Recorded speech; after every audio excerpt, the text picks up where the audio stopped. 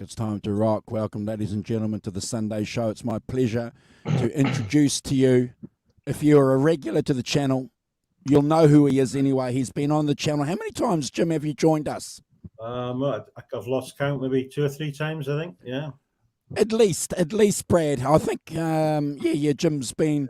well, you might need... Simon, we might have to get him a veteran's pin.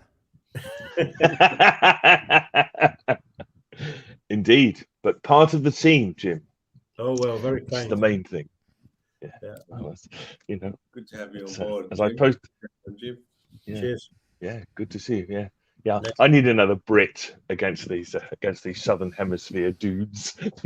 Good. Yeah. It's always a pleasure to have guests come on and join us and hang out with us and spend a bit of time. So we appreciate it, Jim. It's early where you are, and we're looking forward to going through this album with you, folks. And obviously, Brad, as usual, we anticipate a lot of people contributing in the chat too about their rankings and what they think of the songs that we're talking about. It's almost a mandatory now for people in the chat. I like the almost mandatory. Almost, yeah. Degrees of mandatoryism. I wonder what they are. Yeah. The normal chit chat and stuff goes on, but they still contribute, which is good. So it's fantastic. Fantastic.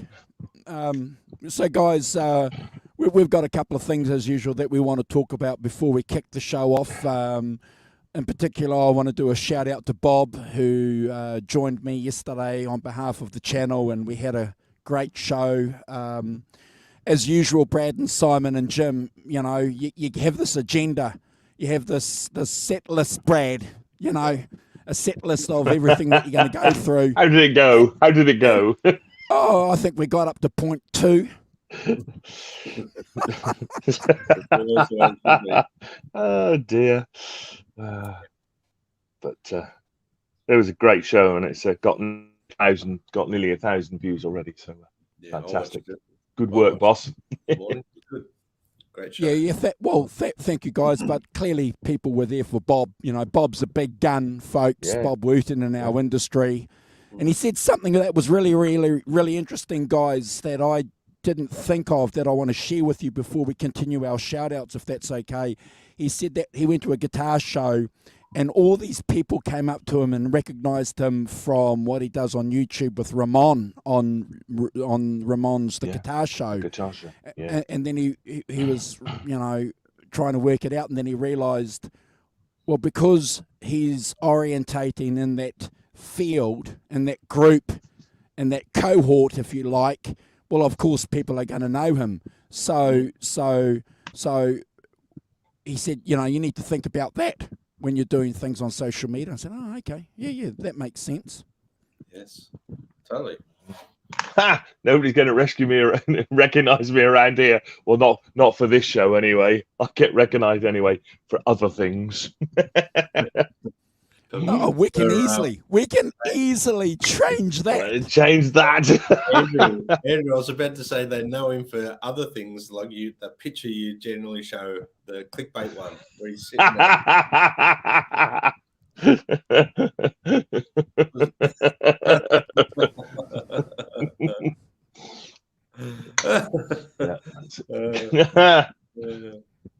Oh, jeez. Yeah, fantastic. Look at that. See? Got the mug. It's Been there. Yeah, so what I'm embarrassed to even mention it, but that time that he mentioned hookers and cocaine, it was like you'll never live that one down, Simon. No. Yeah. What was I thinking? Oh no, you weren't. That was the trouble. Oh dear. Yeah. And so I wanted to also mention that we're doing a show this Wednesday. So everyone who's in the chat, jump on, hit the notifications, make sure you know that we're coming on live. A little bit of a channel announcement, which is going to be really, really ultra cool. And I'm not going to say too much more than that, but I'm very excited, and it's going to be big for the channel. It'll be fantastic, actually. I'd like to point out he hasn't told us either. Long distance thumb screws have not worked, and we can't torture it out of him. Yeah, I don't know, folks, either. I got the message yesterday to that he's got this major announcement that he wants to do live on behalf of the channel, and I said, okay, what is it? And he said, I'm not telling you. Just go and do a show card and do it Wednesday. And I'm going Rolling Stones, and I'm going, oh, okay. Are you sure? Just go and do a show card, boss. Do it. Yeah. Are you ditching us live?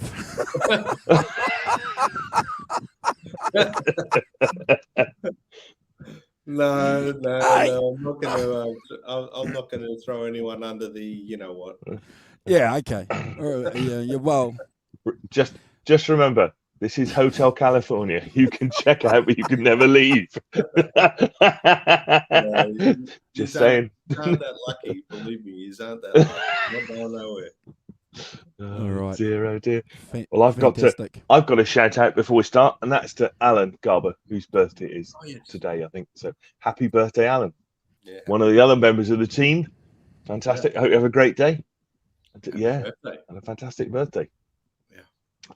Lots of cake and champagne, I hope. Yes. I'll just do a banner for him. There is there. Happy birthday, Alan G. Yeah. Beautiful. There we go. All the best. Love you, old man. Fantastic. All the best to you, said the young man. Yes.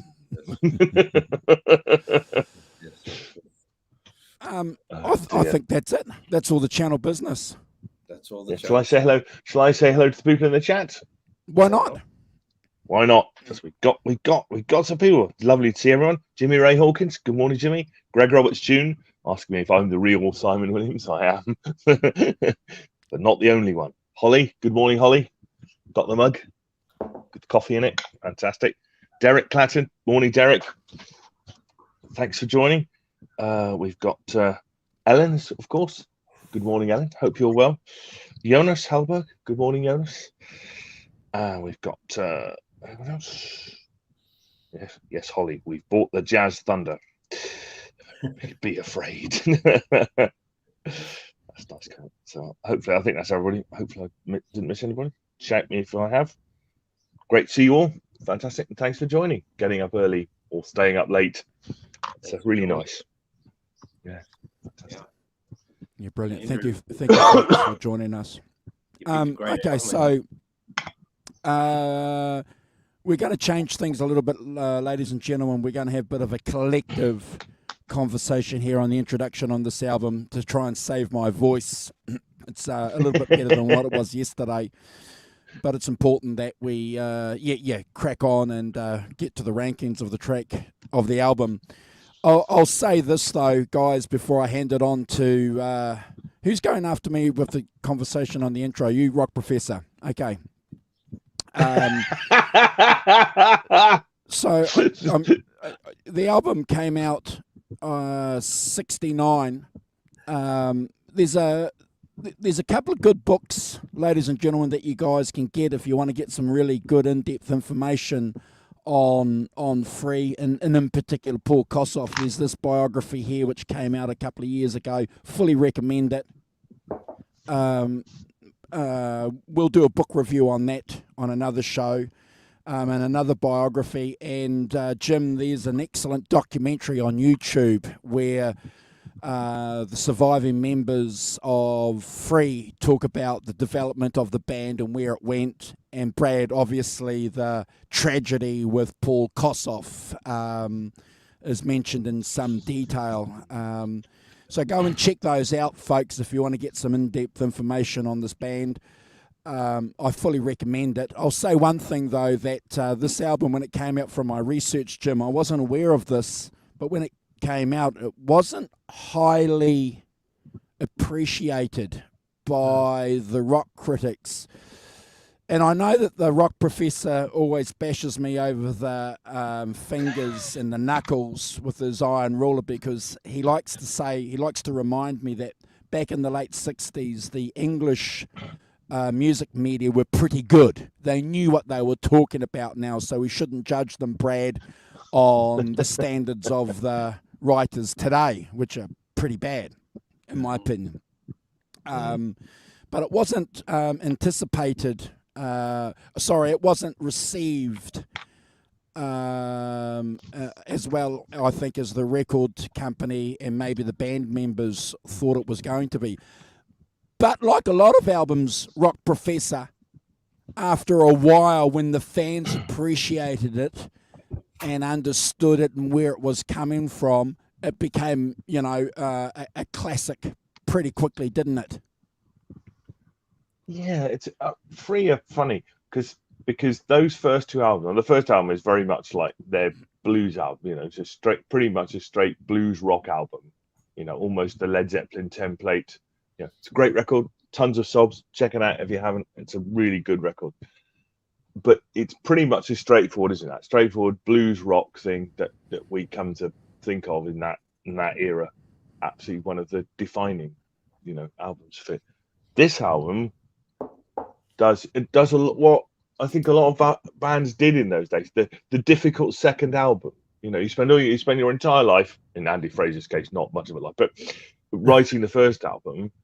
He's only 16, wasn't he? So yes, but you spend your whole time writing that first album, and then you've got to come up with a second one, and that's and they released this in 69, and Tons of Sobs came out in 69 as well. So it's recorded a bit late 68, but so they recorded, like a lot of bands, 2 albums a year, not uncommon by a distance. And I think that it's only after this record that they started, this record wasn't a hit. Tons of Soul wasn't really a hit. Didn't really have any hits on it. Didn't do much charting and stuff, but it got them a name. And I think, and it's only when they got to All Right Now, which is the next year, that they had a hit, and then things really took off for them. So I think, that it is, in a sense, a tribute to Island Records, is that they weren't like now. They weren't hoofed off. After the first record, because it didn't do very well, that they, kept them, developed them, and until they got some success. I think they were more successful live, of course, than they were, in the album, because they had a very fantastically strong, great singer, great guitar player. This is going to make you popular on the live circuit. But I think those.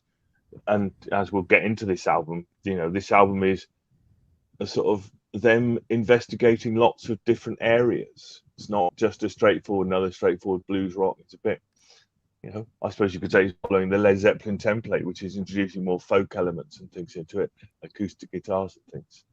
There's a particular parallel there, but I think lots of bands were doing that sort of thing. So I think it's we'll save that. We're save still that for the rankings. Fairly niche market. Yeah. Ruined my own rankings. Jim, so we know that you're a Free fan. You love Free. Give us, if you don't mind, your experience with this album and some of your thoughts for an introduction, please, and then I'll get Brad to do that, and we'll crack off with the tracks, if that's okay. Yeah, no, I mean, I didn't discover this album obviously at the time because I was 9 years old, so it kind of obviously passed me by. And I think my first awareness of Free was when they had the single All Right Now, which was released many times. But I remember the time for that, you know, we discovered that in the kind of early 70s. A mate bought the album Fire and Water, and then I think we explored some of the other ones. So I guess that's how I got to it.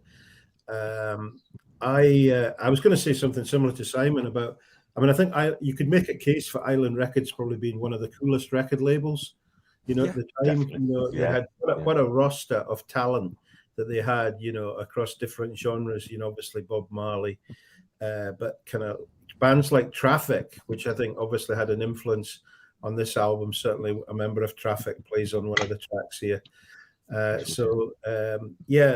You know, Free, a really interesting band, kind of, and I think that's probably come out in the conversation here. There was a bit of a divide at the time because from that first album, I think the drummer Simon Kirke and Paul Kossoff probably wanted to stay in that kind of that blues kind of groove and that kind of rock thing, and Paul Rodgers and Andy Fraser were kind of developing as songwriters, you know, so there was that kind of writing the songs, and then there was playing like a band, and you know, there were certainly tensions in Free. I mean, from reading the music press that you referred to there, Andrew, in the 70s, you know, it always seemed like Free were on the verge of falling apart as a band, you know, different kind of arguments. They were pretty fragile, and you know, eventually, I think, you know, after sadly Paul Kossoff died, you know, Bad Company was born, and that sort of conquered the world really in terms of, you know, sales and everything. But I've got a strong affection for Free, and kind of got to know their music. A lot of good compilations out there of Free's music, which kind of sells the band really, really well. You know, kind of introduced the band to people. So that's my take on it. Yeah. Fantastic. Brad, do you want to give us some of your opinions and experiences on this album, band, please, bro? Yeah, of course. Look, you know, without sort of touching on what you guys have already discussed, I think the reason this album wasn't quite as successful as it should be, I question the songs they picked for the singles myself. Yeah. But that, you know, that may have been a big part of it. I mean, it's a great album, and there's some really good songs on here. Look, you know, maybe the title of one of the singles they did, "I'll Be Creeping," is not necessarily good representation of Free. I don't know. And Broad Daylight, I would have picked something. There's other songs which we'll go through in the rankings that I possibly would have picked as singles. That's my take on them anyway. So. But you know, it's a pity because the band were very unique in sounding, and such an amazing guitar player and vocalist. Like that blueprint in those days was a rhythm section with a lead guitarist and a singer like out front being the focal point of the band. And you know, Paul Kossoff's playing is just sensational. His vibrato. There's no one else on the planet that played vibrato like he did. And we know Paul Rodgers' voice is something else. Let's be honest. He was angelic. He could be bluesy. He could be rocking. He could be very delicate with his vocal approach. I didn't really discover this album until about 10 years ago. I'll be honest with you. It's me too. I was more into Free, like the greatest hits sort of thing, like you said, Jim. Yeah. Yep. So diving into the albums like this, and I haven't listened to this album for a very long time, so it's been great to revisit it, Andrew and team. Yeah, thanks, bro, for saying that, because I was listening to compilations, and everybody knows All Right Now because that's been played on classic rock, you know, and I've been listening to that song since I was a young fella, Simon, you know, so great song, and it deserves its position in rock and roll history. But I've got to agree with you, Brad. I only listened to the individual albums by Free about 2010 when I started taking this music seriously and started, putting that into perspective, and thought, holy cow, this band is just phenomenal. But I agree with Jim. It's a fragile band for a lot of reasons, and we can talk about that a little bit maybe during the songs or during the conclusion. But fantastic album, and guys, because it's such a great album, I'm going to rank it pretty seriously. Not saying that we don't rank it seriously. We take our job pretty seriously here when we give our ranks, but I'm keen to make sure that I'm going to be on the mark. I changed my mark, Simon, a couple of times during the week on a couple of songs. So I just want to make that clear to everybody. Everybody. Yeah. And, It's funny that those early Free albums are, a bit still need discovering, I think, a bit. I think it's clearly Fire and Water is the next one after this. But and I'm a bit like Jim. I was too young to buy these first two, but all right now. In fact, Wishing Well is where I come in with Free, because when I was about 14 or 15, we used to go in this pub called the Royal Oak in Bristol. I don't know how. I think we only got in there because we didn't cause too much trouble. Clearly, we were the next generation of punters and needed to be encouraged. But Sure. But on the jukebox there was "Wishing Well" by Free. So I have every time I hear that song, I'm transported back to the Royal Oak. Brilliant. When beer was 3% proof, by the way, not 9% as it is now. Simon, I think there's a Royal Oak Hotel in just about every major city in Australia. There's a Royal Oak. There's a Royal Oak Royal in a Oak, town not far from where I live too. And you wouldn't be seen in there after 7:30 on a Friday or a Saturday night, Brad. Now the truth comes. We know what you get up to, Andrew. That's why you got no voice, isn't it? You've been playing ZZ Top covers at the Royal Oak. Yeah. Greg Roberts. It was in West Mall, just down from the suspension bridge. It is no longer there, sadly. It's not there anymore. But so just pretty much 3 doors down from my local guitar shop, Treble Rock. Awesome. Run by the Should we great kick Steve off the Treble. rankings? Yeah. I just want to do a shout out to Hugh Caldwell, hi brother, and Morning, Greg Hugh. Zeppelin has jumped in, and I think somebody else jumped in too. While John ZD351, our brother from Melbourne as well. Good to see you guys. Thanks for hanging out with us. All right, first track, guys. I'll be creeping. So right from the start, in that 30 seconds, you get that album vibe. For me, anyways, and the whole 30-second experience becomes clear to me where this album's going. I have to tell you though, guys, one of the greatest musicians that deserves some high accolades, who doesn't get enough, in my opinion, is Andy Fraser. His bass playing on this song, his tone is incredible. He's an exceptional player, and obviously a major contributor to the songwriting talent of this album, Simon, Brad and Jim. Just a phenomenal guy, 17 years old. I kind of fell in love with bass, Brad, back in 2010 because I was listening intensely to Andy Fraser and his phrasing, and also Jack Bruce. These guys were just phenomenal bass players playing Gibsons, and we've got some photos of Andy Fraser to show at halftime, folks. Just a simple Gibson EB3 Jim bass, but the bass tone on this track is phenomenal, Simon. It's that bass tone, Brad, that you as a guitar player demand, cherish, and want. It's something that you can lean onto physically, Brad and Jim. It's a tone that I think's incredible, and because of that, this opening track is all about Andy Fraser for me. It's 9 out of 10. Rock Professor.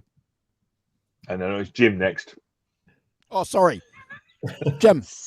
Yeah, all right, yeah. Wouldn't disagree at all. I mean, I think Andy Fraser, talent beyond his years at that time, just basically almost out of school, and it's quite incredible. Lively bass, nice wah-wah guitar on this track as well. Good solo, great singing. I get what Brad was saying about the title. It's the song is basically a threat, isn't it? It comes from that kind of blues vein. If you won't hear me coming, but it's kind of terrific. I was thinking back, I can't think of anything like this from that era. Can you think of any kind of performance? No.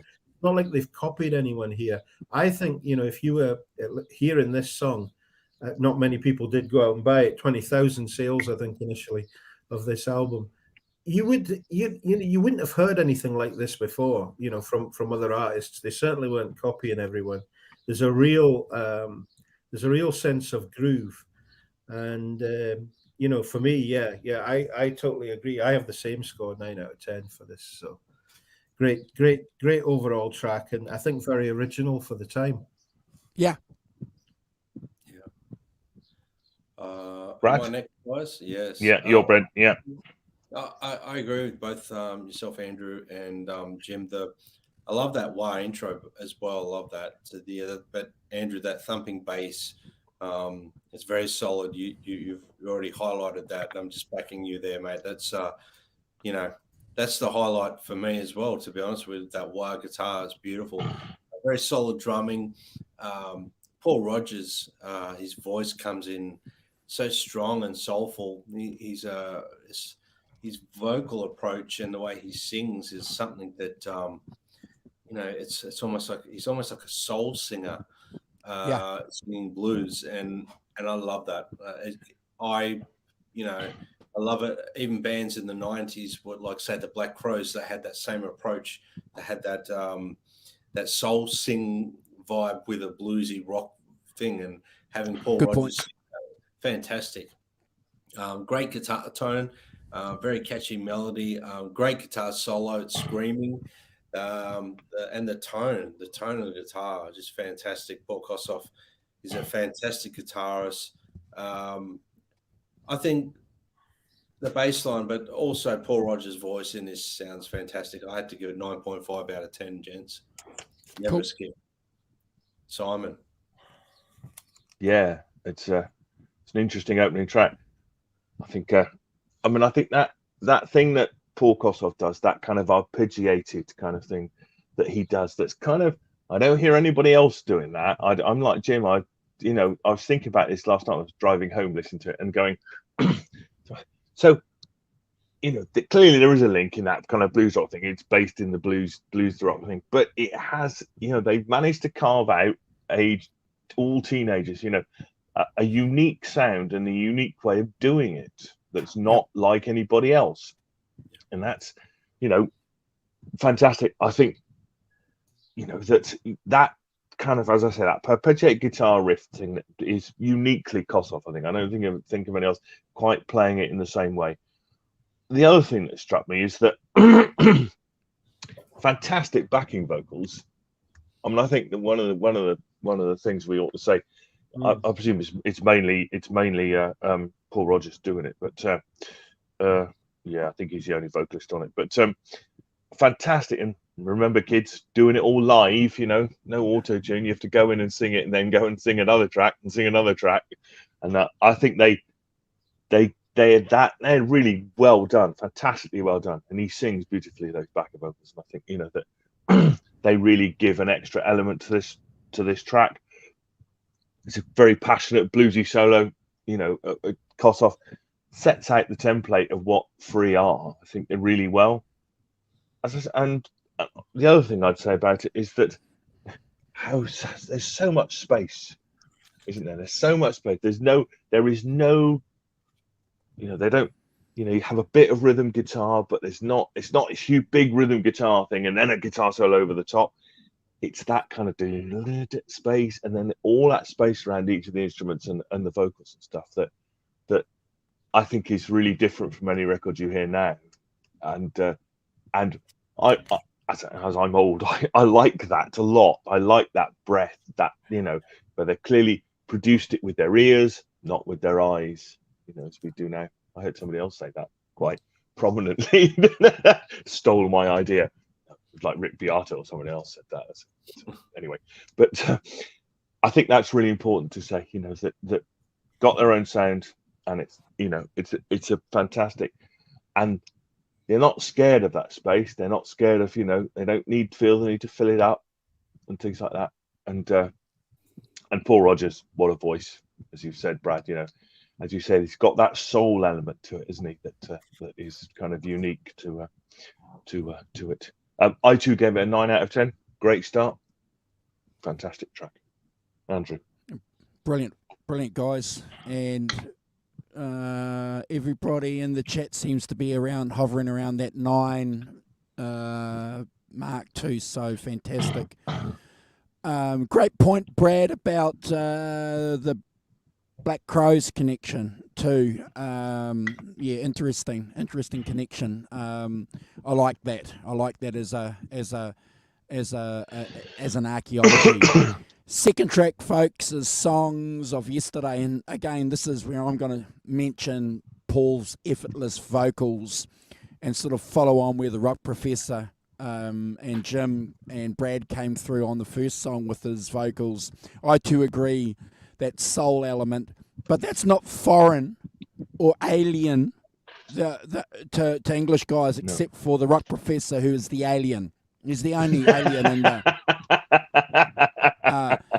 in the UK. But having that soul groove, Jim's not uncommon for English guys, because you had that whole soul movement in the 50s and the 60s and the 70s, that northern soul groove going on. So, it's a big part of the British scene that sometimes I think we might not make those connections, but Paul obviously has that influence in his voice. I love that. There's 2 key points though in this song for me, Brad and Simon, that I particularly like. It's that tempo slow down. It's fantastic how they do that. But also, Brad, you've got to take your hat off to Paul Kossoff's interpretation of the woman tone as well. And then, at that point there, I forget, I thought I wrote it down, but you can hear where he's playing that woman tone, Jim, and then he rolls the tone off, and then you can hear it playing. That's all done, as the Rock Professor said, live. I love that. I love that dynamic that you can hear on his Les Paul. Fantastic. Go and listen to it, folks. 9 out of 10. Never a skip. Jim. Yeah, it's a strong song. I think if you hadn't seen Free and you were told that Paul Kossoff was born in Memphis and he'd been singing it along at Stax with all the kind of singers like Otis Redding and Wilson Pickett, you'd probably believe it, really. Must have done a lot of listening to that kind of music in Middlesbrough, listening to those kind of flow singers, because he's certainly steeped in that kind of sound. Yeah, I like it. I think the guitar and the bass combine really well on this as well. It's a strong song. There's a good solo. Yeah, there is the changes of speed, and just at the end, the kind of solo bit, there's a bit of that interplay between Paul Kossoff and Paul Rodgers singing, which I think that's the bit, the place I think Paul liked to be, spontaneously reacting to what the vocal was singing with his guitar playing. And I gave it 9 out of 10. It's another strong song and follows nicely from the first one, builds a bit of energy, I think. And Holly's point about the maracas, Brad, is a good point too. Yeah.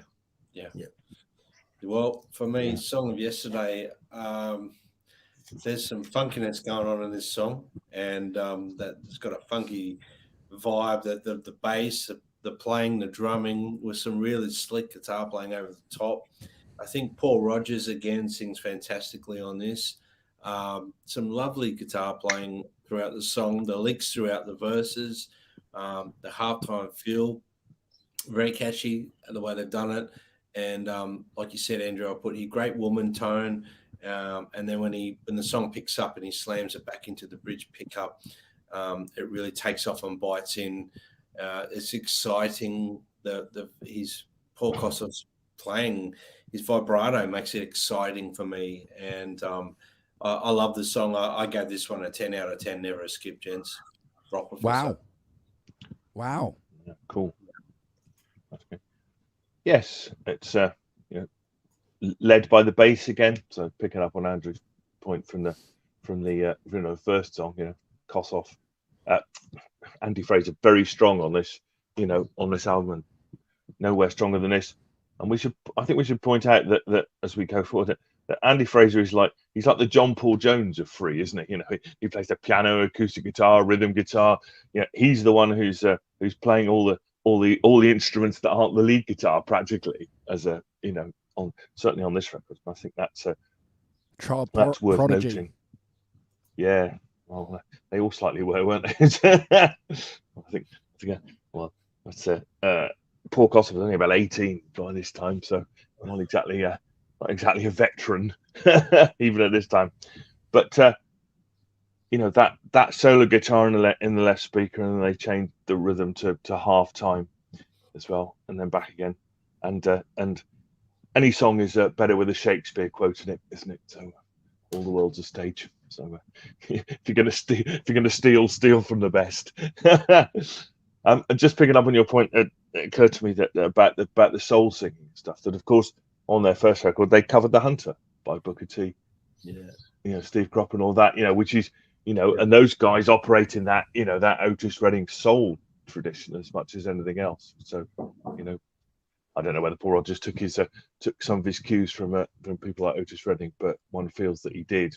It's something else to have that soul element. And 9 out of 10 for me. Never a skip. Great second track. Awesome. Quentin James is here, Simon. Good morning, Quentin. The mighty Quentin. Fantastic, guys, with your comments in the quote. Your quotes in the comments. We really appreciate it. Lying in Sunshine's the next track, guys. This is a deep cut, isn't it, for fans, this song? And it's replete with obvious references to other British bands at the time that the Rock Professor mentioned. And so I'll leave that for my co-hosts to talk about the main band in particular that clearly is the influence on this track. It's a beautiful, delicate song, Brad and Simon and Jim. A deep cut for fans. Never a skip, and it's 8 out of 10 for me. Jim. Yeah, it's a nice song if you're kind of playing this outside and sitting in the garden. It's nice to kind of hear this sort of kind of pastoral, bucolic kind of music. I mean, I think at the time in the 70s, you were always hearing about there was a kind of thing, go to the country and get your head together was one of the things that at that time, which would probably be there'd probably be a fairly derisory reaction to that from kind of punks, but there was definitely that kind of idea that you're kind of referring to what happened with Led Zeppelin 3, where you got that kind of they went to Wales, I think, and got some acoustic music together. And I think that the label mates of Free Traffic might have had an influence on some of these tracks here. Chris Wood plays on the final track, the flautist in Traffic. So there's definitely that kind of idea that you were gonna explore different things, different textures to music, and this works. I have to say, you get a little clouded in your kind of memory because you get kind of now these kind of reissues. And there's a kind of remastered version of this album that has some kind of outtakes from it. And there's one with just solo acoustic guitar. And I actually prefer that better. I really kind of like that because it's just the single guitarist playing it. Now, I'm not sure if it's Paul Kossoff or Andy Fraser. I started to doubt myself there and I just don't know. So, but whoever does the acoustic guitar work, it's fantastic. I think it is Andy Fraser. Yeah, It's I not- guess it's not 8 more out of puzzle. 10 for me. Yeah. Sorry, Simon. No, I was just saying that I think the acoustic guitar is accredited to Andy Fraser. It's not credited Right, to Paul okay. Crossman. So, Brad. Good stuff. Did you give it a ranking, Jim? Yeah, 8. I said 8. Oh, yeah. 8. Oh, sorry, I Okay. missed it. No, that's Yeah. fine. My apologies. Look, it's funny you mentioned that. Going outside. I put here. This song makes you want to sit back in a rocking chair with a glass of whiskey on an ice on a summer's day with the slight breeze blowing your hair back. Yeah. It does. It's got that feel about it. I'll go outside now. Might as well. I'd go outside now, but it's freezing. Otherwise, I'd do it. Very laid back feel to this one. And the vocal replicates that lazy feel really well, intentionally, of course. And it's got that sort of, I don't know if this makes sense to you guys. It's got a kind of like a very minor blues feel without it being blues. I can't really describe what I'm trying to say here with that, but I've written that down as you guys would understand what I'm saying. So I hope you do understand. Look, I think it's a wonderful song. It is definitely a deep cut on the album. First time I ranked this, I gave it 6.5, but I'm giving it 7.5 out of 10. This song definitely grew on me the few times I actually listened to the album this week. Cool. Good score, bro. Yeah. Simon. So interestingly, if you listen to Tons of Sobs opens with opens and ends with this bookended little acoustic thing called Over the Green Hills. And this, I think the rest of the album is not like that at all. It's just these two little things that 30 seconds at the beginning and a minute at the end just bookend this album, but the rest of it's straightforward blues rock. But I think they took that and expanded that idea much more into this album, the acoustic bucolic song. The first thing I'd say is that the acoustic is beautifully recorded, isn't it? I mean, it just sounds fantastic. I don't know who did it. I can't remember, but my feeling is someone like John Wood did it. But beautifully recorded. Now I'm a sucker for a beautifully recorded acoustic guitar. Again, there's so much space. The acoustic guitar is allowed to ring and it's allowed to have all that space to itself.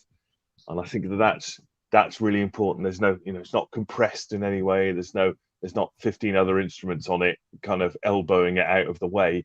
It's allowed to live and breathe. The drums is just brushes, isn't it? Playing a waltz time, 6/8, which is, I think, gives it that real kind of swing thing to it. That's really good. And again, that thing about those lovely backing vocals that are such a great texture when they come in. That's beautifully done by Paul Rodgers. I'll remind you all done live. All done proper singing. And a lovely solo at about 2 minutes 15. It's I think, and as we're in summer, Jim and I were in summer. Driving out last night to go and have curry with my brother. Just the sun's going down, lying in the sunshine on this. Couldn't be better. So 8 out of 10 from me. Never skip. Lovely track. And as I say, that kind of free breathing thing is just fantastic for me. Andrew. Brilliant. Hugh agrees. Really cool song. Fantastic. Alan gives it 8.5 out of 10. And Derek's saying certainly paints a picture, which is exactly what a great song should do, Brad. So Trouble on the Double. That's I'm talking about the rock professor here and Brad, guys.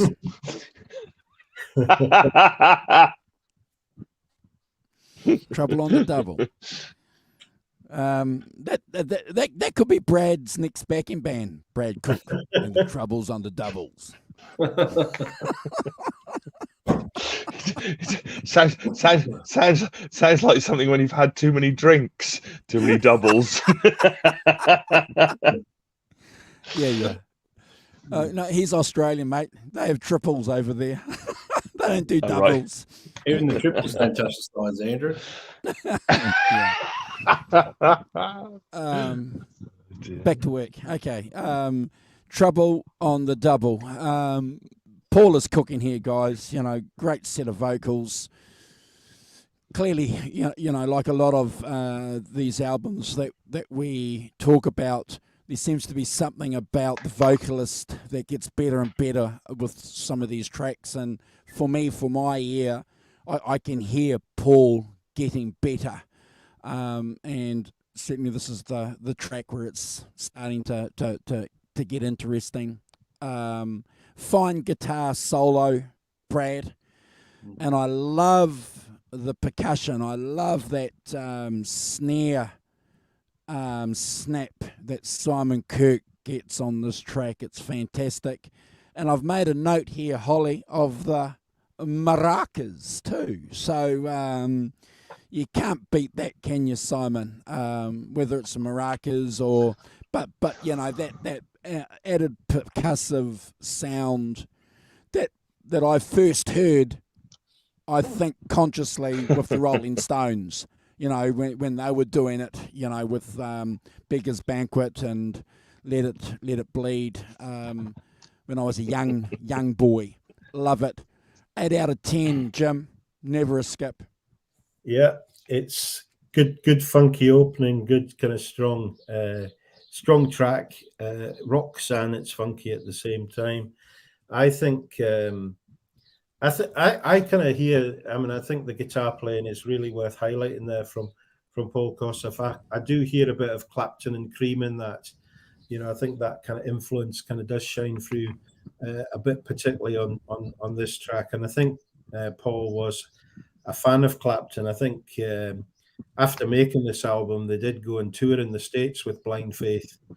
And he did get to meet Clapton. I think they swapped guitars as well. They had a guitar swap situation going on. So I think it was good for him.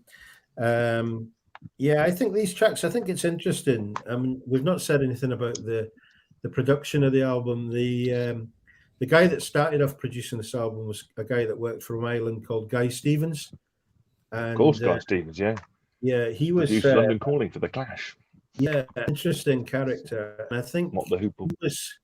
I think he was playing on the tension between Paul and Andy and Simon and Paul Kossoff, and he must have got removed from the production because Chris Blackwell stepped in, and I think there's a kind of view that he kind of saved the band, pulled it together again because there was stuff going on at this time. I think Paul Rodgers and Fraser were talking about going off on their own as an acoustic duo, and there was talk about Paul Kossoff and Simon Kirk looking to audition bassists, and there's all sorts of stuff flying around.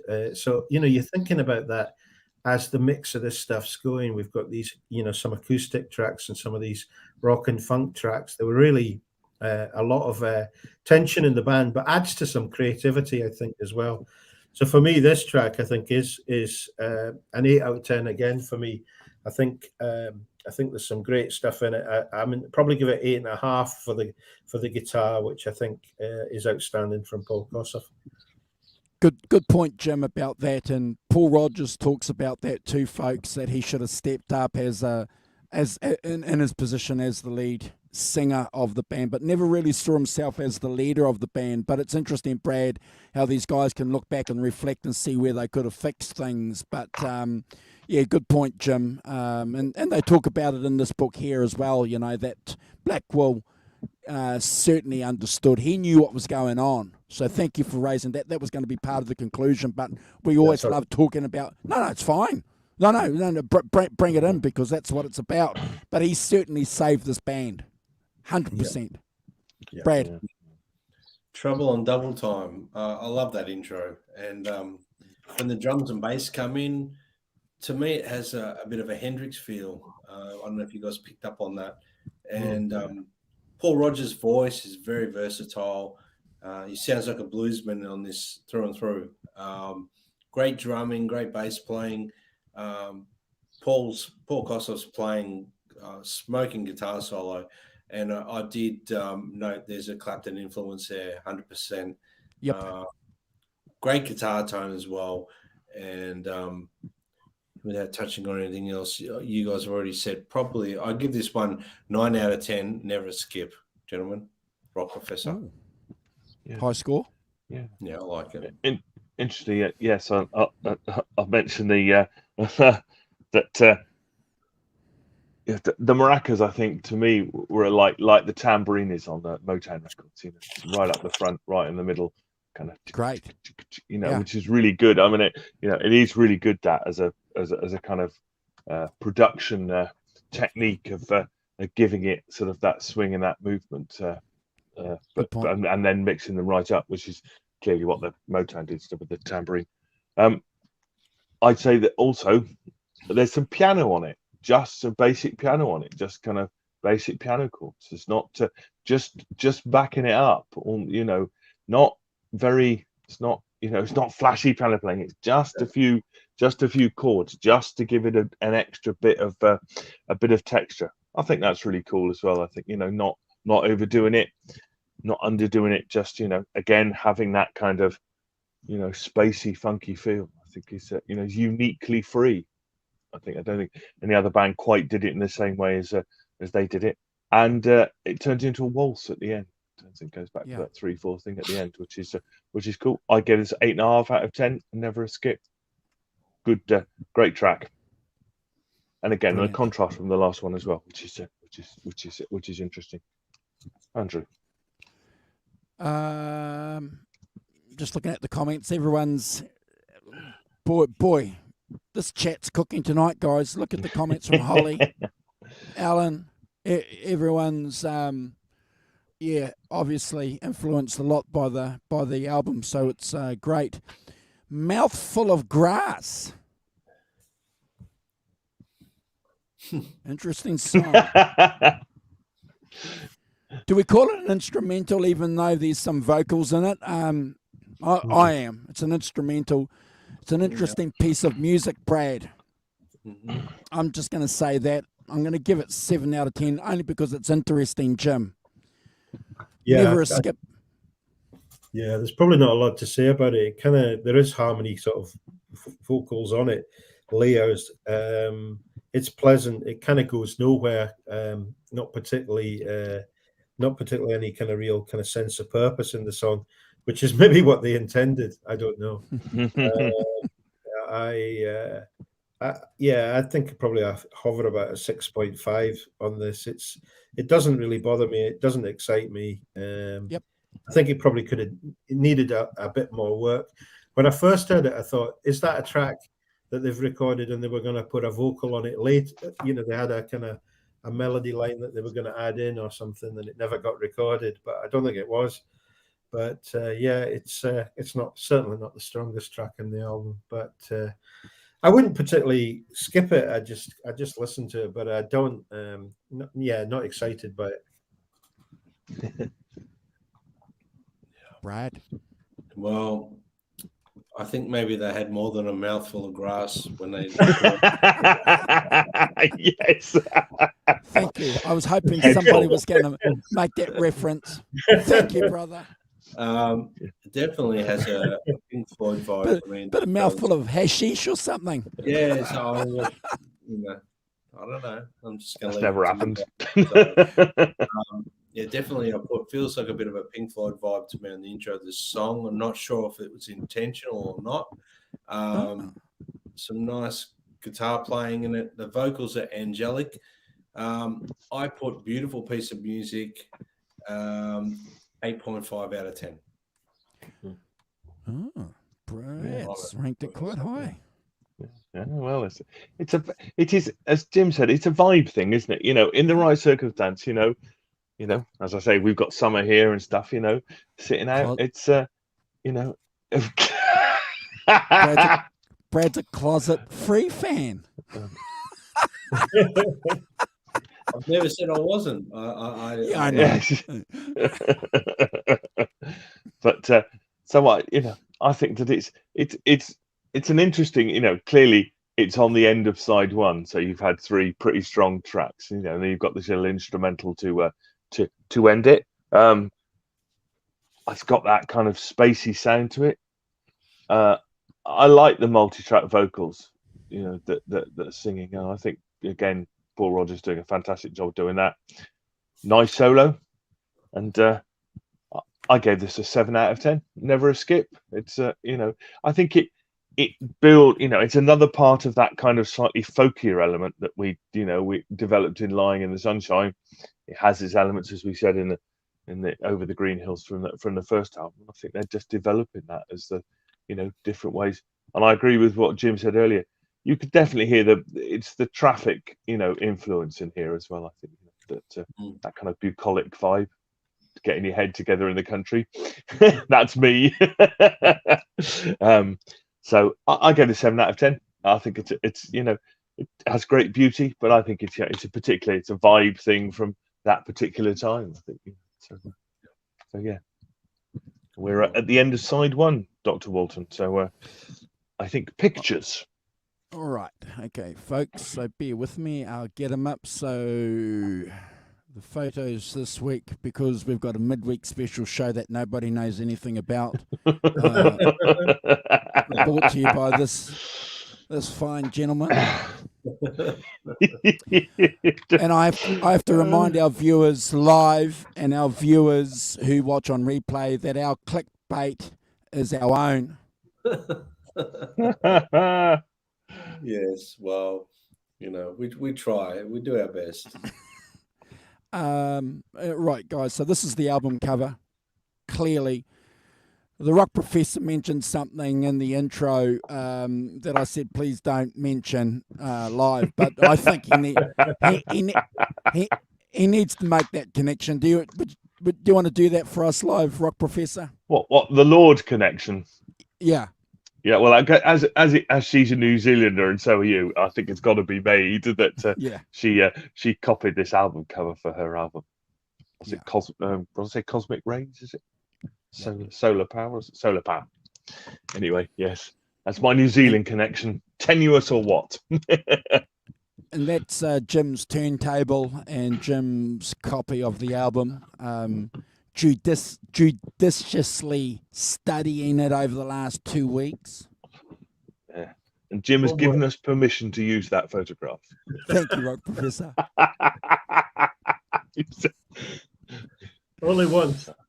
Yes, just only now. Yes, royalties are forever after. Yes. Yeah. So I'm going to throw up some pics here. This is Andy Fraser playing that beautiful Gibson EB3. Yes. Beautiful, beautiful bass. And as we said in the intro, another outstanding bass player who played that same model, Jim, Jack Bruce, a Scotsman, famous Scotsman. Yep. There's Andy Fraser again, another pic of him, 17 years old there. My gosh, go and watch the video. These are famous videos of them on YouTube, Brad, where Andy Fraser is just leaning back and just playing that bass effortlessly. Great to watch. Yeah. Okay, so here's one for Brad. Yeah. Look at that. Look at those Marshalls, brother. Oh, look at that. What an epic shot. It's one of the interesting things about Paul, because you often see him. He stands right in front of them. There, yep. That's his kind of pose, isn't it? He's not out the front. He stands right by the speakers. That's because he knew photogenically that it looks better in front of the amps. A wall of Marshalls, Brad. There's another group pic there of the band in full swing. Again, love it. Paul Rodgers there, Andy Fraser, Kirk, and Koss leaning into it, Brad. Yeah. Oh, yeah.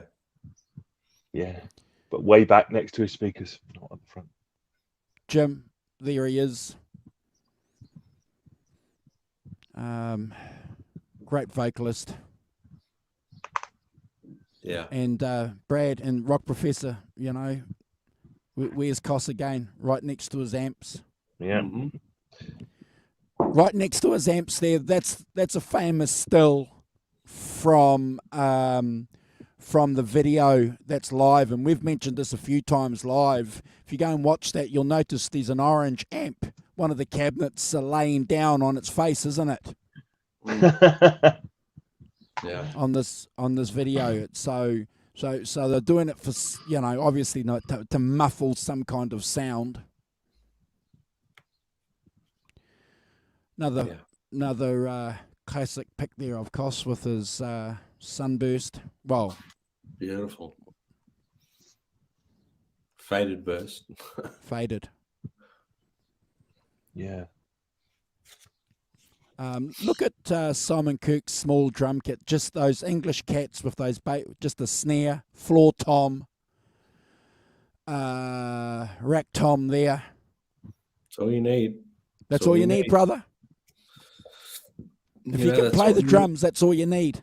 100%. You know. Love that pick. There they are there. Yeah. Gosh, they look like high school boys, don't they? Yeah. Yeah, well, that's it. Yeah. 100%. But having a ciggy, though. There must be sixth formers, Simon, because they're having a ciggy. You know, smoking will stunt your growth. Smoking in the boys' room. Yeah. Yeah. Well, yes. I don't know if Andy Fraser was old enough then. 15's only just old enough. You had to smoke around the bike sheds separately. And that's the last pick there. So that gives you a bit of an idea. Hair everywhere. No smiling. No smiling. No, it's not cool to smile in photos. No. Fantastic. That's Great the picks, pick. guys. Yes. Fantastic picks. Yeah. No problem. Great. Love them. Side two. Side two is Woman. Okay, where do I start on this track? Everything about the song, Brad, Simon and Jim and folks in the chat, everything about the song is incredible. The tone of Koss, Andy's bass tone, Simon's snare, Paul's vocals shine on this. It's an E.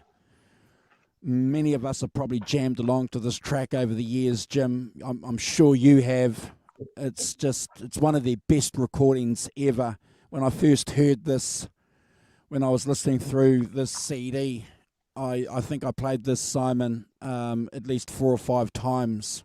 I hadn't heard anything like it. This is the song, Brad, 10 years ago that made me become firmly a Free fan. I just love this song. You mentioned a couple of times Brad Koss's vibrato, but you know that vibrato in that first solo is just fantastic. It's not a long vibrato; it's only a short one. Later on, he gets longer with his vibrato, but that short little vibrato on that first solo is just incredible. It's Brad's score. It's the standout track on the album for me. What a killer track to open up a side two. 100%. Jim. Yeah, I feel very much the same. It's a brilliant song. It's in the pocket in that groove. I think sometimes when you get kind of the riffs, they could become a bit leaden, but this never does. You know, you've got that whole balance of the whole band. I think this is the whole is greater than the sum of the parts, you know. There's something kind of magical about it. And great solo, great vocals. An outstanding track. It's 10 out of 10 for me. Brad. Yes, well, Woman. We all love a good woman on this channel. They've got plenty of them in the chat as well. It's got a real sleazy feel to this riff. A great vocal.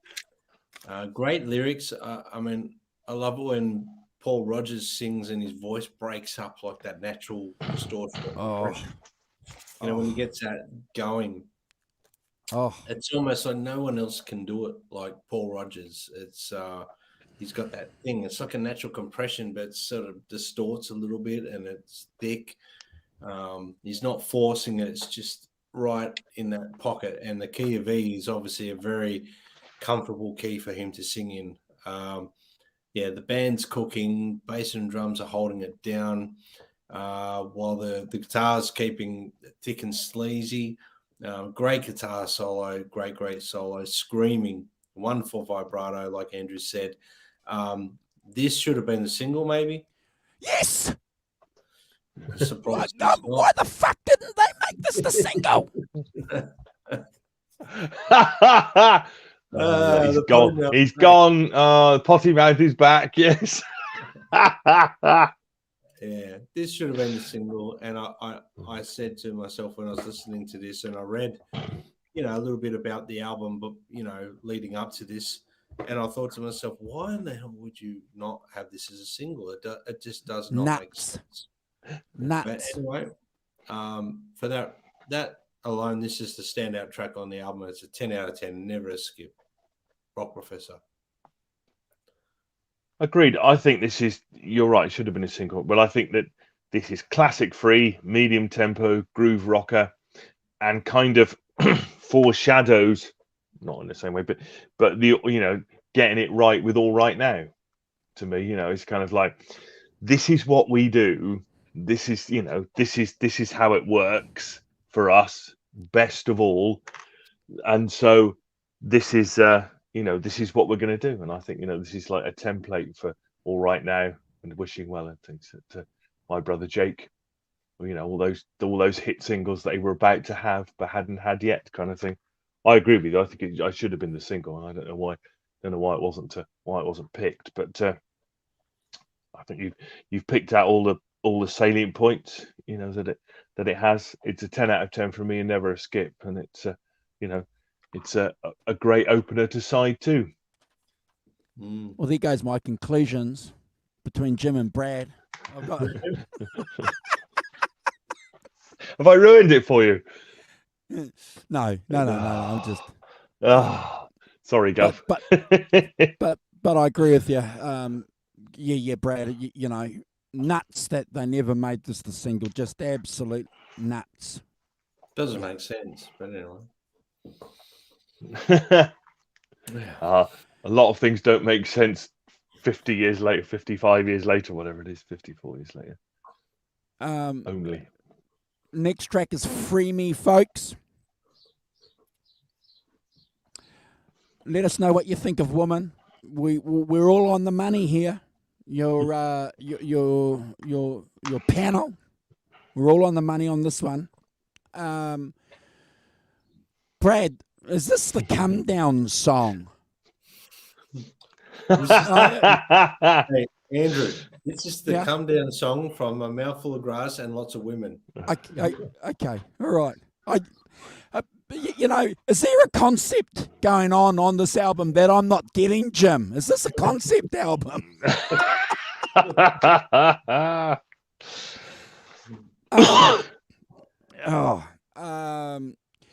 Look, guys, this is a long song, and it's ruined because it's long. The song should have only been 3 minutes long. It didn't need to be as long as it is, and this is a criticism here, guys. I've got to be honest with you. It beautifully draws you in, but then I find myself, Brad, meandering when I'm listening to this song. I'm twiddling my thumbs, Jim. It goes nowhere. It's 5 minutes, 5.5 minutes, and it doesn't need to be that long, in my opinion. 6 out of 10, Jim, but it's never a skip. Yeah, I guess you get songs that just overstay their welcome. There's quite a few that I've got in my collection where I'll think, I really like this song, and then it just goes on, and and it, if it had been edited down, less is more in a lot of ways. I think the good things about it are there's quite a nice slow arpeggio there. I think there's a slightly menacing feel. It conveys that kind of, well, that's the word I wrote down anyway. I thought the solo in it, guitar, was quite muted, and I just think it probably, I don't know what time these were recorded and whether that was with Guy Stevens around or what the atmosphere in the studio was or how that went along. But that needed somebody like Glyn Johns, the kind of producer who will come in and really good point. to kind of do better. Yeah, for me, I've written 7 out of 10 on that. Probably generous, but I wouldn't skip it either. I think one of the things about this album is it's an album that I do listen from start to finish. You know, and I think if you jump around with it. I do think some of the tracks from this album sit better alongside others in compilations. That's a whole different story. I never usually feel that way about artists. I usually like to prefer hear the stuff in the context of the record. But this record hangs together, and it's good. It's good. It's a good listen overall. But yeah, there's some songs that probably needed a bit more work. Yeah. So 7 out of 10. Well, for me, Free Me, the song kind of reminds me of one of those mellow Sabbath songs, especially the vocal melody. Paul Rodgers at times, he actually sounds a little bit like Ozzy Osbourne when he sings softly. If you could put on, say, Sabbath, I think Sabbath 4, I can't think of the song title name, I should have wrote it down now, but the way he sings, got that sort of warbly effect on Ozzy's voice, and Paul Rodgers' voice when he sings softly has the same sort of thing as Ozzy's voice. Maybe I'm looking into it too much.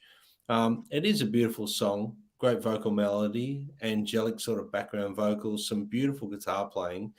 The solo bumps up the score a bit for me. It's got that real throaty, warm tone. Sounds fantastic. I originally gave this a 6 out of 10, but I bumped it up to a 7 just because I wanted to listen to that solo every time the song came on. So 7 out of 10. Simon. Yeah, it's that kind of beginning bit reminded me of Dazed and Confused, and a kind of that kind of descending bass thing that just of the drums. Yeah, reminded me a bit of that kind of slow tempo. I think you're right that its problem is that it's probably too long, isn't it? It needs to have had a producer's axe to take into it a bit, because it doesn't really, it's a kind of atmospheric piece in a way. It doesn't really develop that much, does it? It has instead of it. It's got some really nice backing vocal harmonizations on it. I think they're really cool. I like the electric guitar playing. I think it plays softly and he plays beautifully. Kossoff just does. Great feel. But I think it's probably a product of its time more than anything else. It's one of those things you go, oh look, we've got this great song. It's a contrast to the first song, and it's a kind of slow, kind of atmospheric, quite a long piece. And so we're in the studio. It's 1969. We're gonna, we've got an arrangement of it, and we play it through, and it's 5.5 minutes. And as I say, whereas I think maybe these days a producer might be a bit more ruthless with it and take a knife to some bits of it, or say don't play that, do that kind of thing. But I gave it 7 out of 10. I liked it. I think that this album is about free experimenting with sound and with different moods and different things. So I would never skip it either. 7 out of 10 from me. Andrew. Album filler. Hashtag album filler. Yeah, you're right, Holly. And there's nothing wrong with that. Brad, I said to you, I think we might be listening to a concept album. Oh, man. Broad Daylight proves that we are listening to a concept album. Come on, guys. Yeah, this is a concept album. These guys didn't even know that they were doing a concept album. Ahead of their time, Simon and Jim. Broad daylight. Come on. Look, isn't it interesting? There's no overdrive on the guitar at all. Nope. And how that dovetails beautifully, guys, with Paul's vocals.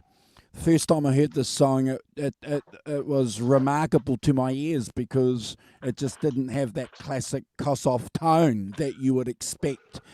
But incidentally, as I got into Paul Kossoff a little bit later on, as my appreciation for him and what he did later, you can understand where this song started.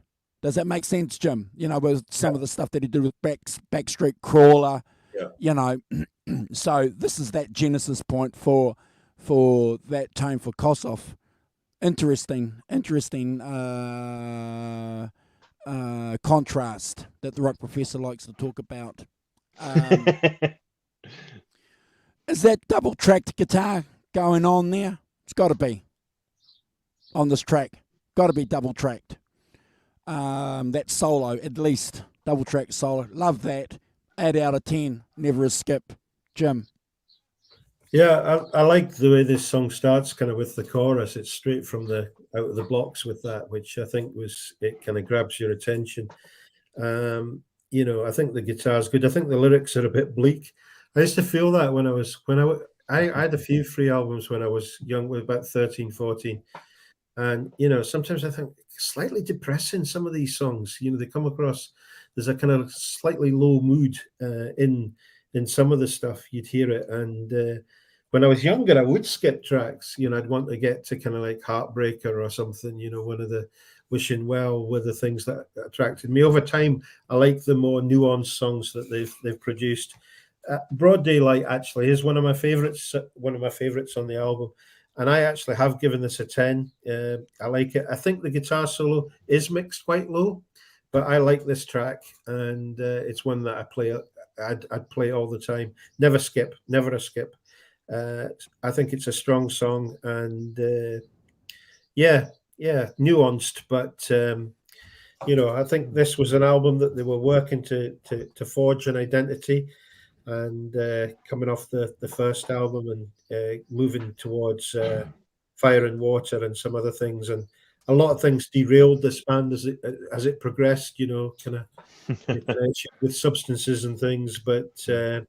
You know, I think Free are a really important band in the history of British blues rock music, you know, because they pushed the boundaries in different ways. So, yeah, 10 for me, never a skip. Thank you. Good score. Thank you, Jim. Nice one, Jim. Yeah. Yeah, Broad Daylight. I mean, a song that starts off with that, like the chorus, the way it does, is very odd and very clever, because it throws you. You're like, what? Like, you expect to hear a song intro, and I think that's very clever the way they've done that. Yeah, the verses have a very relaxed feel, lots of space in the music, which I love. You know, Paul Rodgers is holding back vocally and has a lot of timbre in his voice. You can really hear the depth of his voice in this song. The guitar solo on this is one of the best on the album. Some beautiful guitar licks. Beautiful tone, and his vibrato is the next level. And I too think it's a fantastic song. I gave it a 9 out of 10 and never a skip. Rock Professor. Cool. Yeah, I think that the thing about putting the chorus first is that it's a single. You know, one of the techniques for a single is to put the chorus first. So you come in strong. Beatles, She Loves You. Yeah, you know, plenty of precedents for it. It's not a new thing by a distance. And I think that's probably why I did it, because it was one of the singles and failed miserably to chart. So that clearly that didn't work. So, but you know, it's one of the classic production things, isn't it? Put the chorus first. I agree with you about the great, you know, more soulful vocals. I think, you know, Paul Rodgers has got that soul and he's using it on here, and really nice guitar solo with, you know, that classic Kossoff vibrato to the fore in it. It's you know, fantastically played, and he plays like nobody else. You know, it's you know, it's in spite of it being, as Hugh pointed out earlier, no pedals, no pedal boards. You know, straight into the amp. It's still distinctively Kossoff and not, you know, not anybody else. And I think that's fantastic. And you've got the piano joining in about 2.5 minutes in towards the end, just to kind of give it an extra harmonic texture, which I think is really good. I could see why they will have chosen it as a single, but you know, equally, it's probably not quite as strong as All Right Now, is it? As a song, something like that. But you know, as I think Jim said, you know, they're working out. The second album is about them working out what they're going to do. You know, before the difficult third album comes up in a minute. I give it 8.5 out of 10. Great track, and a contrast to the last one. And I think that's one of the things about this album is it's the contrast between the previous track and the next track was really good. 8.5 out of 10 for me, but never a skip either. Andrew. Good scores from Brad and Jim, folks, and backed up with good reasons why. Fantastic, guys. Last track, Simon. Last track, yes. Morning, Sad Morning.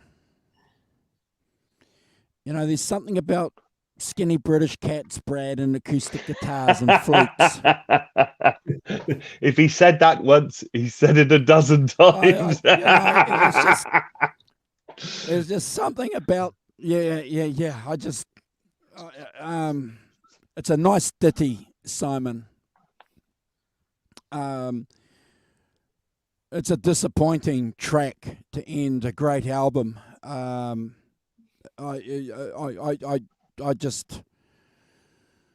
don't like a lot. I don't like a lot about this track other than the acoustic guitars, Brad and Jim. So because of that, I'm going to give it 7 out of 10. It's just a disappointment. Jim. Yeah, I think. And I'll tell you why when you guys have given your ranks, if that's okay. Sorry to interrupt, Jim. Yeah, no, it's it's a song that there's a kind of history of these throughout the 3 albums. There's songs that kind of sort of slightly bring down the mood, because they've got slightly depressing kind of content, sound, lyrics, and but I think there's obviously the Traffic influence here. Yeah. Chris Wood does play the flute on it and on from the label mates, and I think it's trying to get into this. I think this was the tension in the band, because I think at the time Andy Fraser and Paul Rodgers were looking at becoming songwriters and expanding the palette of songs that they would write, from rock, not wanting to write just rock songs or pop songs, but to write ballads, maybe with a view to getting other people to sing them, because that's quite a good way for people in the business to make money. Other people pick up your songs, they record them. So I think they were trying to put themselves out there. Island Records also, I don't know if there was an influence from production, because Island Records does have a strong folk music part to it, with people like John Martin, Fairport Convention, kind of those people. So at that time, the label was broad, so maybe they were trying to fit in with that. I think I prefer Free when they're in electric mode and they're rocking. Not to say that they can't. Songs like Simon mentioned, My Brother Jake, fantastic. So yeah, for me, if you were asking me when I was 15 or 16 to rate this track, it would be really low, because it would be always a skip. And over time, probably I'm a bit more generous towards it. I've got more accustomed to these songs. I'd give it a 7 today, giving it a 7 today. But my younger self would have scored it lower. And this sort of plays into just what I was saying. This album does hang together, and I like it. And I like some other Free albums too, but I do think they're a band that sometimes, if you listen to a really good compilation of Free, you'll get much more out of the band, I think, and the songs that they've done. So there's several kind of compilations out there that kind of pull together the work, because there are some outstanding songs that they've done. But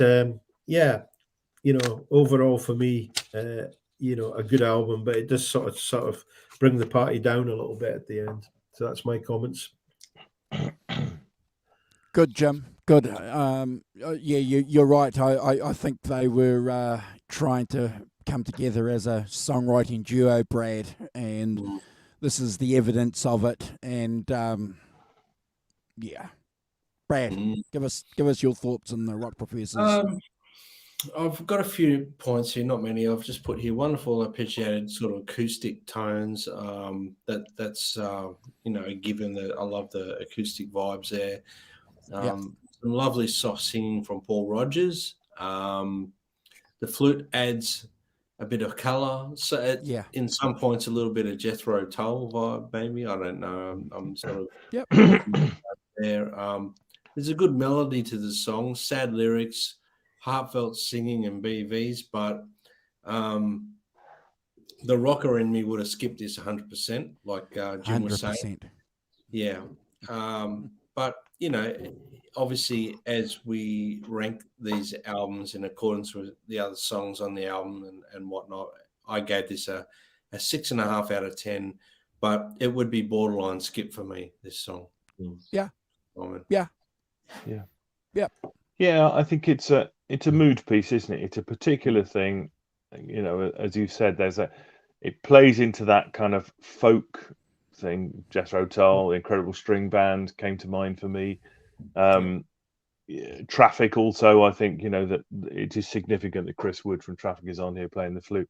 I know there are some Traffic songs that are quite like this in terms of their feel and their bucolic vibe. And I think that it's kind of we talked about it, for Free Me. I think it could probably do with a bit of judicious pruning in some ways, make it a shorter, tighter piece. But this is 1969. It is. It's their second album. They're looking to develop, different directions, I think, and this album clearly points to that.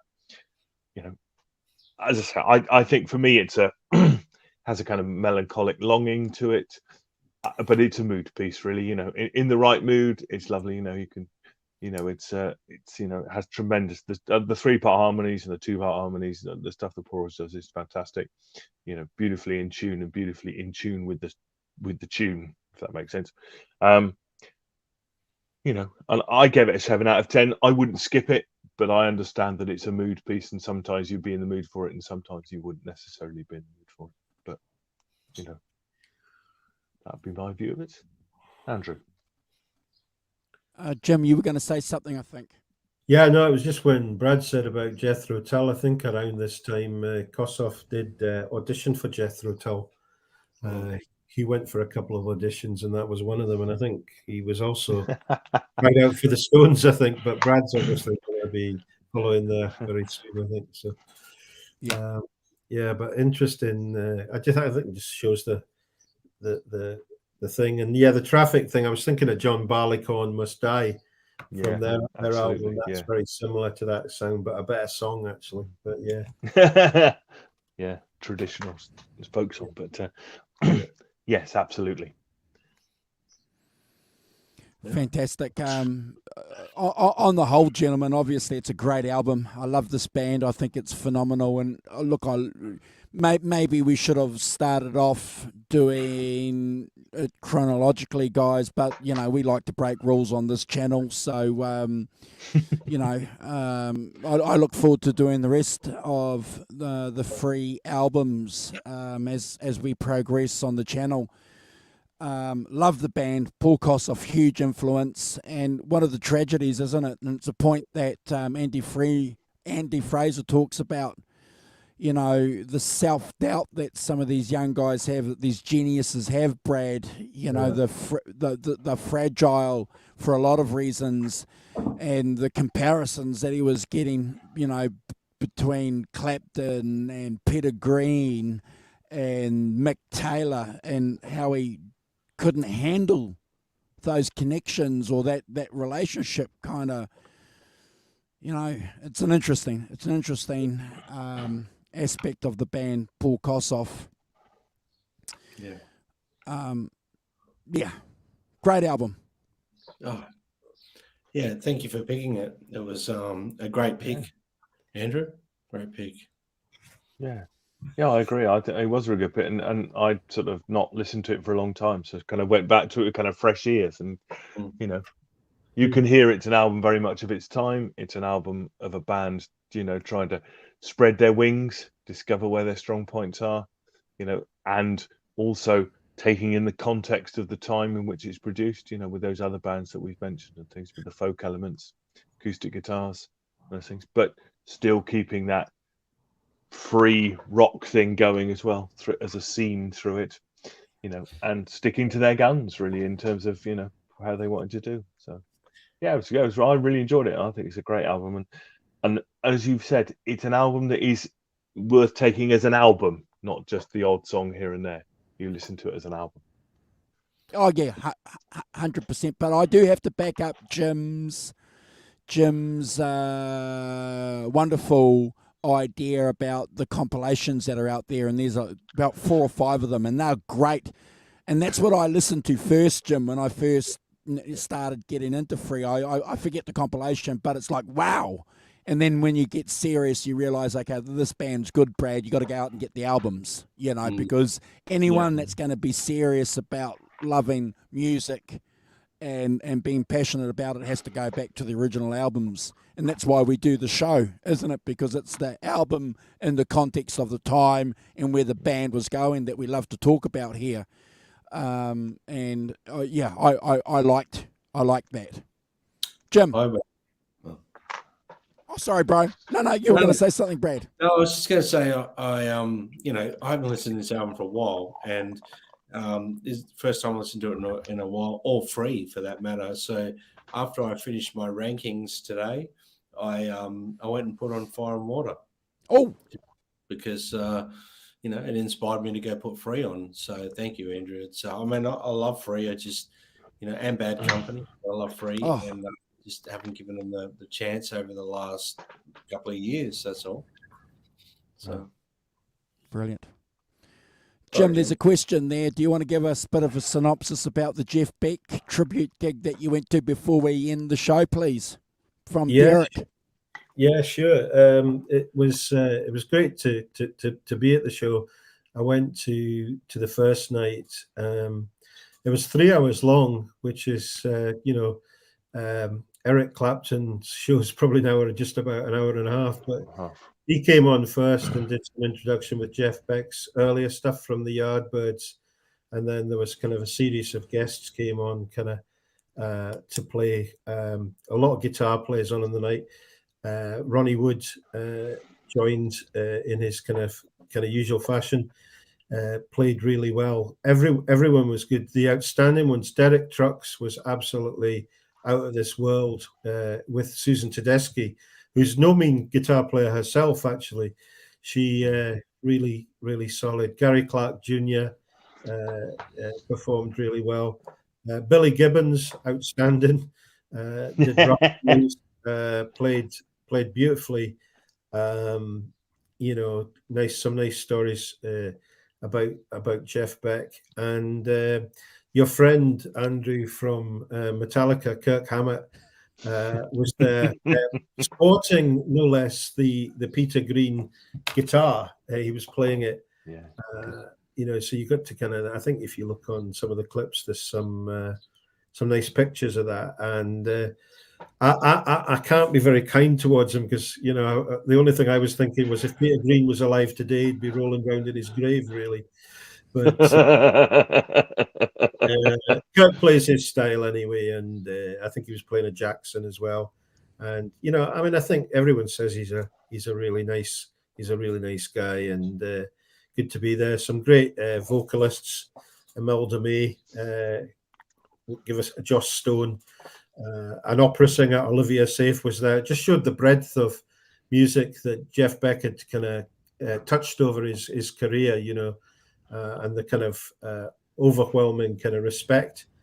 Some notable exceptions, people that you thought might have been there that weren't there. You know, you can kind of work that out. There was quite a lot of anticipation that Jimmy Page might show up, and he wasn't there either night. So I think some people were expecting him to pitch up. They showed some clips, you know, between, there was a kind of break, and they showed some people talking, and it was clear that Jimmy and Jeff were friends, you know, and Jeff liked, you know, Jimmy inducted him into one of the Rock and Roll Halls of Fame or something, and I think Jeff was really touched by the remarks that Jimmy had made. So it was curious what I don't know any of the reasons for why people were there or not there, but it was a good night, and I think it was filmed. That they've said it's not going to be released. I don't know if that will be the case or not, but it's certainly, there was 3-camera shoot of the event. Camera at the rear of the auditorium at the back, and cameras at both sides. So it looks like that was a professional filming job. There's a thing that you find on YouTube called the Slow Hand Archives. So they piece together a lot of Clapton shows from multi-angle shoots and things. They produce very good ones. They did their version of the Ginger Baker tribute. So I imagine there'll be one coming out of this. And I think, there's somebody filmed it from the front row. So there's some, there's some pretty, if you weren't there, you could probably get a real sense of the shows, really. Rod Stewart was a big disappointment for me. He came on, his voice, I think when he plays his normal gigs, I think he's got a lot of backing figures. I thought his voice sounded really exposed coming into this, and I wasn't sure if he'd had a few drinks either. He was kind of swearing, and maybe my wife was very kind. She said, I think he's just emotional. I thought he'd maybe had a few. He was kind of he was trying to I thought he was struggling. He might have been better the second night, but I love a lot of Rod Stewart stuff from the early days. Kind of lost interest in him over latter years, but yeah, it was a good show. Expensive time for Clapton fans. There's box sets coming out. There's everything. Clapton fans' wallets are getting severely depleted at the moment. Another tour has been announced this week, actually. So God bless them. If you're a Clapton fan, your wallet is going to be pretty light for the next while, I think. God bless them for announcing another tour. But just one point, though, before the Rock Professor jumps on. Why do you need Jimmy Page when you had Johnny Depp?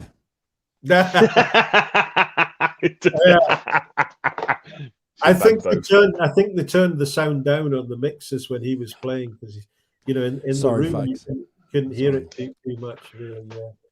He's doing a Bob Wooten, isn't he? The thing to do is when you go to a jam, you don't turn your guitar off and mime. That was funny. That's funny. Yeah. I was going to make the point, Jim. I was going to ask you, Jim, because the guys from that pedal show, Dan and Mick, they went to one of the shows, and Mick was saying that they were a bit off about Clapton's tone, and Mick was saying, I don't know why he just doesn't play a Les Paul instead of trying to make it Stratton in Les Paul. I wonder what you thought of that. Whether you thought it was true, or was it just Clapton? I think. I think he's gone for a sound. I think Michael also talks about that tone he was getting with his Strat through the Soldano amps, and I think that was a pretty powerful, impressive sound he could get in, rich in all sorts of ways. And he's gone back to something more simple. I thought he did raise his game playing wise alongside some of these people, because I think he needed to, because Derek Trucks is incredibly powerful and incredible slide playing. And, I think Eric did well. What you see is, like the bits that you need to kind of learn. I don't think Eric sits down and says, I'm going to learn that part. He'll just play his thing, so you need people to come in that are going to learn it. Gary Clark Jr. did the "Cause We've Ended as Lovers" from Blow by Blow, and he did it, to me, note perfect. And I think he was sweating, because that's not no easy task. Yes, he had a woolly hat on. I think, but oh man, that was a take on.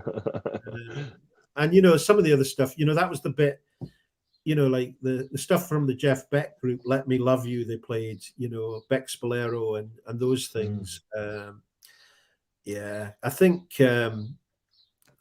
think probably I could think of people. Joe Bonamassa wasn't invited.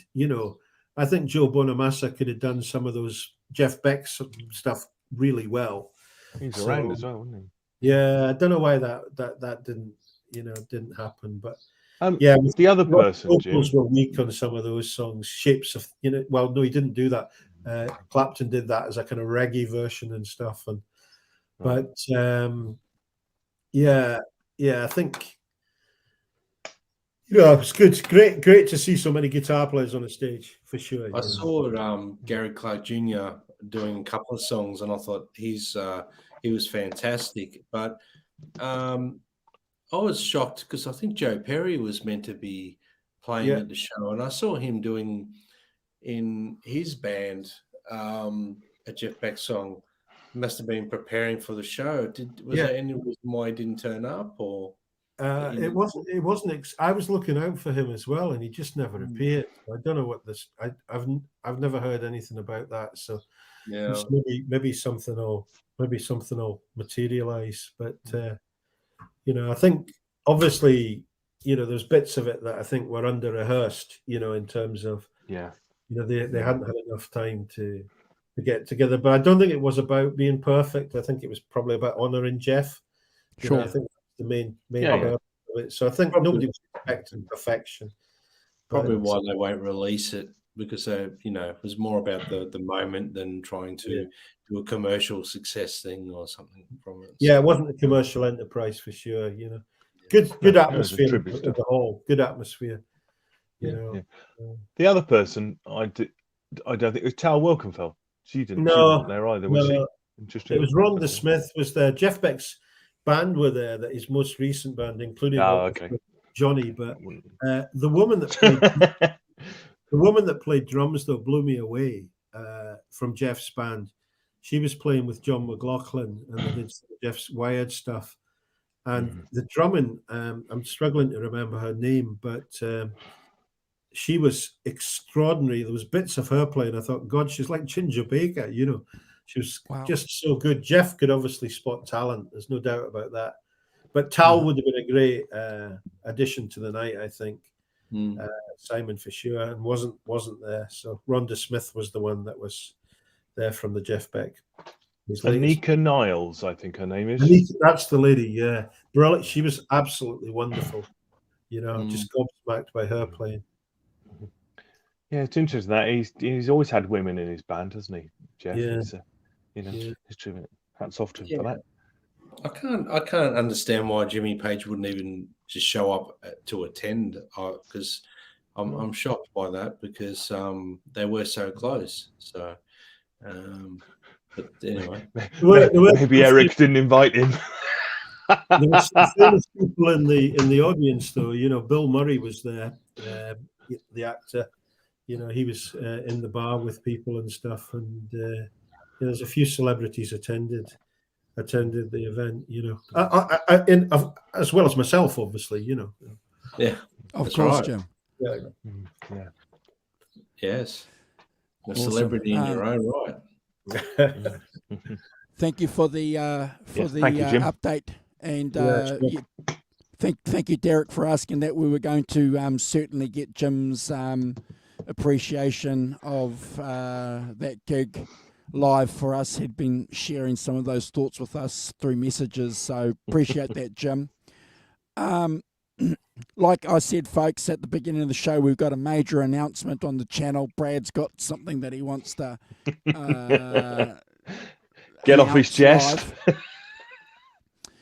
Brad's just popped out for a minute. Brad's ranking the album next week, isn't it? It's going to be great. We'll wait for him. We'll wait for him to come back. There he is. Yeah.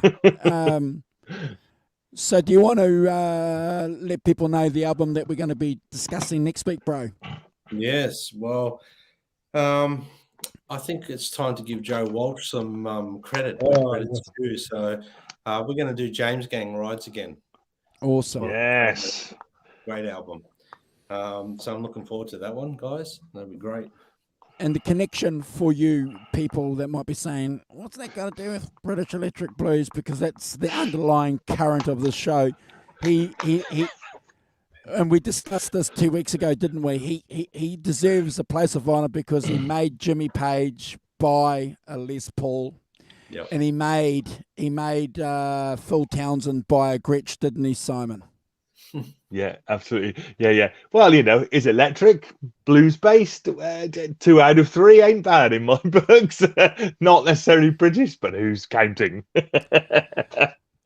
I haven't listened to that I'm really album looking forward to it. Brilliant for record. years. Yeah. Put it Love on not James long Gay. ago for the first time in ages, and I went, "Oh my goodness, this is a good album." Yeah. Yeah. I love. My mum I loved that band. I love Joe Walsh. Sorry, Andrew. Sorry. No, it's okay. My mum loved that band, so I'm going to listen to it with glee. Sorry, what were we going to say, Jim? No, I love Joe Walsh. I think he's amazing. I was I don't know if it's fair. I totally understand why he did it, but I was pretty disappointed when he joined the Eagles, to be quite honest. I would have rather continued as a ploughing his own furrow in his own band, really. But he certainly made him financially. But it was a disappointment for me when he went in. I went, no. You're wasting your talent, Joe. Yes. Not No your problem. bank balance. Yeah. And folks, go and subscribe to Holly's channel, please. Yeah. Yes. A bit of a shout out to these guys. Growing up, I was really into the 90s rock bands as well as the 70s and 80s and whatnot. But it's just a fantastic album. I went and bought it. Yes. Go and get it. Extreme 6. Oh, right. Yeah. Oh. Great album. Wow. If you're, it's got a picture of Andrew on the cover, hasn't it? That's right. Well, that's Andrew when he shaves. That's Andrew when he shaves. Yeah. Credit where credit's due. It's a great album, and these guys have been around a long time. And I have to say, I saw them live a couple of years. 2018, I think it was. One of the best live shows I've seen. I haven't checked it out. It's a great album, and Nuno's playing on it. Look, because this is the channel that we share, the 5150, the Van Halen stuff. Everyone's talking about the solo in Rise, and my goodness, is it it must be on Spotify. If that's been released on CD and record, it must be out on. Okay, I'll check it out tomorrow, bro. Yeah, I love Extreme. I've loved all their albums, and this is a great one. I still buy CDs or LPs. I still do that. So, it's out. It is indeed on Spotify. So listen to it. I would love to rank it. I think it'd be great at some point, but anyway. I like the fact that all the tracks are in capital letters. What we should do is we should rank that with Jimmy and John on the 5150 show, bro. So yeah, it might be something for us to talk about. Yeah, great idea. So what's the album, James Gang, we're doing? Rides Again. Rides Again. So I'll do a show card for that. Guys, if you haven't already subscribed to our channel and you're watching, please do go to our friends and subscribe to our friends. Holly, if you're not on our channels page, I'll make a point of putting you up there. Go and subscribe to Holly's page. Hit the notification button and be with us on Wednesday to find out what this piece of information, this breaking news that Brad's got. And I'll do a show card for Rides Again. Fantastic. Fantastic, yeah. Awesome. Rock Professor, do you want to do a shout out and we'll give Jim the last word? Yeah, I will. So thanks, Holly. Of course, Holly, go and subscribe to Holly's channel. She's put a link in there, so it's a YouTube channel. Holly Lewis Live. We've got Hugh Caldwell. Thanks, Hugh. Continue support and stuff. Derek, you made a whole show. So I'm glad we had you. It's fantastic. Yeah. Always a pleasure. Derek's always running away doing something else. So that's really cool. Thanks, Derek, and great comments as always from everyone. Really good. And I like the fact that everyone comments and people play along with the scores and things. It's fantastic. Thanks, Holly. Thanks to Ellen, Derek, Hugh, we had going back up. We had there's Alan. We had Gret Zeppelin earlier. We had Jimmy Ray Hawkins earlier. Thanks for dropping by, Jimmy. Jonas Halberg, thank you very much for dropping by. Fantastic. Johnny Heartbreaker. Oh, didn't miss you, Johnny. Apologies for that. Greg Roberts Tune as well. Good stuff. Nice to see you. I'll point you at a good curry house in Bristol, Greg. I think that's probably everyone. Oh, Quentin, of course, dropped in earlier to say hi. Thanks, Quentin. And Jim as well, just under 50. I think hopefully that's everybody. If I missed you, apologies. But thanks for, John ZD351. He dropped by to say hi, which is very cool. So thanks, everyone. Fantastic to see you. And thanks for your continued support. We had, it's going really well. Really happy. Jim. Yeah, just thank you. Wish everyone the best. Looking forward to future shows, watching, and I think next week will be great. I've enjoyed being part of this one, talking about Free, great bands, and some great music. So thanks, everyone. Nothing more to add. No. Awesome. Don't go anywhere, Jim. We'll play the final video and hang around, and then we just want to have a chat to you before we go. Can you hang around? Yeah, sure. Cheers. Cool. Yeah, fantastic. Thank you, Jim. Great to have see you on. Wednesday. Big news. That way.